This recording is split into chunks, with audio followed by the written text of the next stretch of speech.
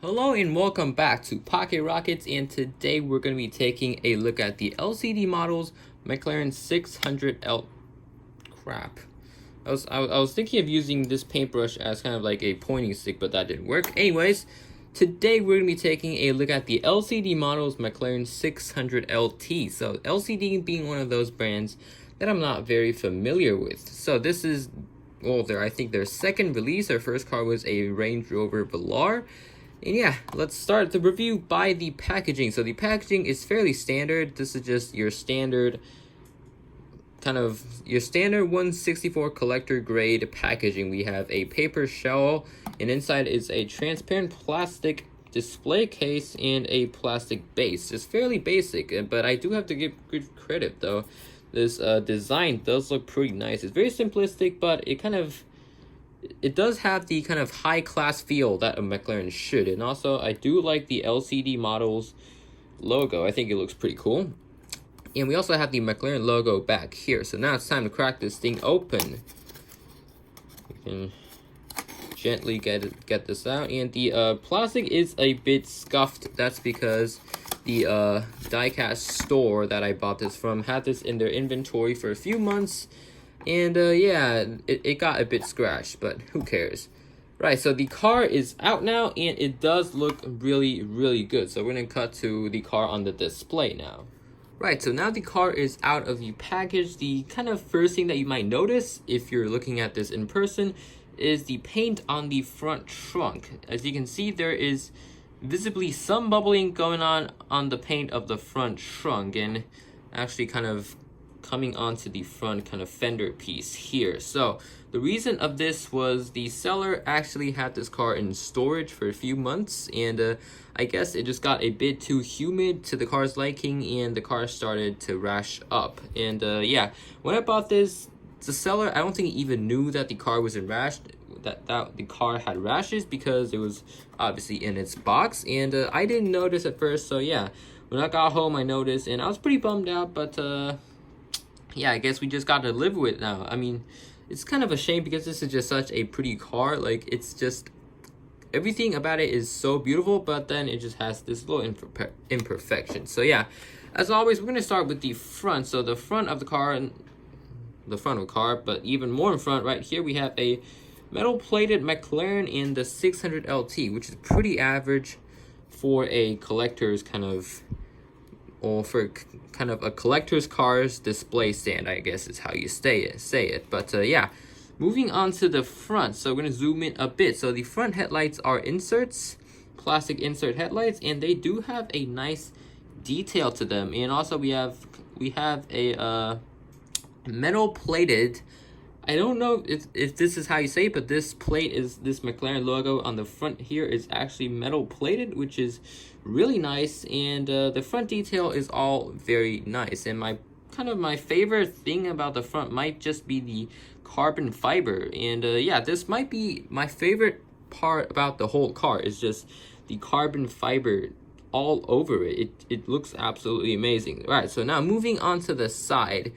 So the side is, I feel like, the best angle for the car aside from the rear. The rear is absolutely beautiful, but the side we have, this is kind of giving me a lot of P1 vibes, because the P1, like from here, it looks like a P1. Anyways, the side, we're going to start from the wheels. So the wheels are really nice. They're really nice and shiny and gloss, but a really cool detail about the wheel is, let me do this, but you can't see it. Right, the best detail about the wheel is that it actually has brake calipers inside. That's orange. So you can actually kind of see the brake rotors just kind of inside the chrome part, and the orange part is the calipers. So a lot of collector cars have calipers. A lot of high-end die-cast cars have calipers in them. But the problem is you kind of can't see them, because normally they're painted more conservative colors like black or silver, and it just kind of blends in with the wheel itself. But this one is orange, and I love the fact that you can actually see it. And we also have a small McLaren logo on the center cap of the wheel, so that is also very cool. Right, so the side skirt is also in carbon, which looks absolutely gorgeous, and we actually have a tiny 600LT badge right there, and this part, I don't really know what to call this part. I don't even know if there's a name for this part, but I guess the side intake and a part of the door is also carbon, which just looks absolutely amazing. I mean, look at this. You can't say this doesn't look amazing. It looks so cool. Right, and the mirrors are also a very nice touch, because normally mirrors are just, well, mirrors, but this one does have the top part. Well, the top part is carbon fiber, well, detail, which is really cool. And also we do have reflective pads on the mirror right there, which kind of is just like small details make this car look a lot better. So yeah, the rear wheels are visibly kind of thicker than the front wheels, which I guess is a thing on supercars. And also the calipers are present, which look really, really good. And now moving on to the rear part is just a lot of carbon, like even more carbon than the front. The whole rear face is carbon fiber, and the whole rear face is actually, there's actually not that much detail going on here. We have some plastic insert tail lights, I think, but no red on them. Very, very interestingly, no red on the rear tail lights, but there is some detail on the blinkers and license plate. We also have the McLaren badge. So yeah, that is pretty much it for the rear. Oh yeah, we also have these really, really big diffusers. That is just ginormous. Anyways, now moving on to the top of the car. So I usually don't leave a whole segment after the top of the car, but this is pretty insane.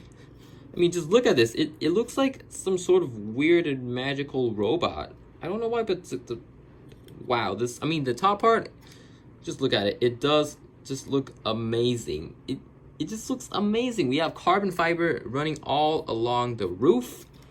And then this part, which is exhaust, we have carbon fiber right here and a different texture of carbon fiber, which I actually think is plastic. And then the exhaust itself, which just looks absolutely gorgeous, which, wow, I love it.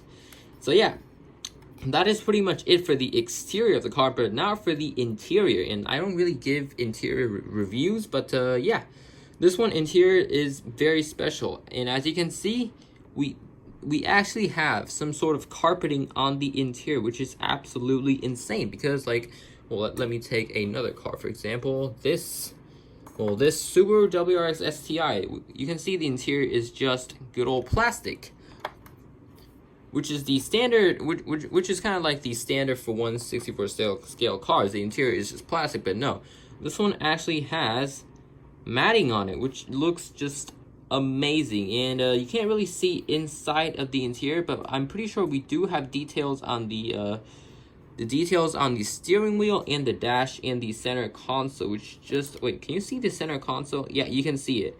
There is definitely some sort of detail like water decal on the center console, which just makes this thing absolutely amazing. And you might be thinking, well, if this thing is so amazing, it must be amazingly expensive. Well, surprisingly, it is not actually amazingly expensive. This is around 500 NT, which is about what you paid for a Inno 64 car. So actually, for me, and like collector prices in general, fairly affordable. And now we're moving on to the kind of final segment of the video. We're gonna do a roll test. Obviously, I already know the answer, but you guys don't. And let's see if it rolls or not. Well, in some sort of manner, it does. The rear does roll quite smoothly, but the front sadly does not. The front is kind of, yeah, you can hear it rubbing, but the rear actually rolls very smoothly. But the front, well, the front does kind of not want to roll. So yeah, this is the first video that I've made in a month, and I feel incredibly guilty to you guys. But I hope you enjoyed this nonetheless. More videos coming.